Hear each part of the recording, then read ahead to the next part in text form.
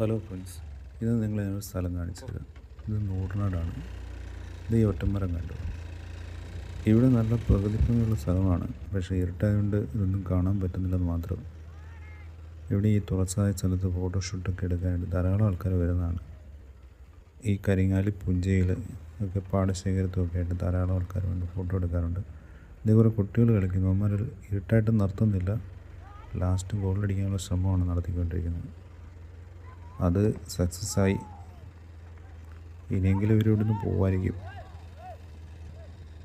എന്തായാലും അവർ പോകുന്നില്ല, അതുകൊണ്ട് ഞങ്ങൾ പോവാണ്. ഞാനും എൻ്റെ സുഹൃത്തും തിരിച്ചുള്ള യാത്രയിലാണ്. എന്തായാലും പോകുന്ന വഴിക്കുള്ള കാഴ്ചയൊക്കെ ഞങ്ങളെ കാണിക്കാം. മൊത്തം റബ്ബറും കാടാണ്. റബ്ബറും കാടിൻ്റെ അപ്പുറത്ത് വശത്തായിട്ട് ഒരു സിമെൻറ്റ് ഇഷ്ടിക നിർമ്മാണ ഫാക്ടറിയുണ്ട്.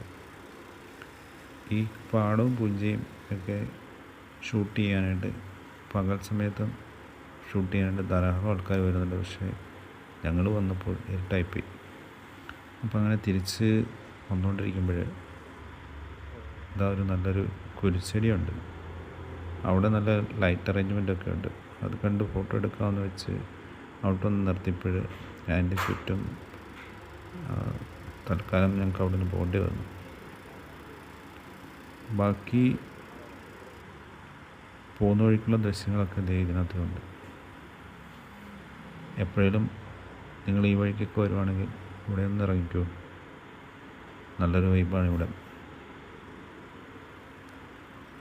നൂറിനാടിന് കുടച്ചനാട് വഴിക്ക് ആണ് ഈ സ്ഥലം. നൂറിനാട്ടിൽ നിന്ന് കുടച്ചനാട്ടേക്ക് പോകുന്ന വഴിക്ക്.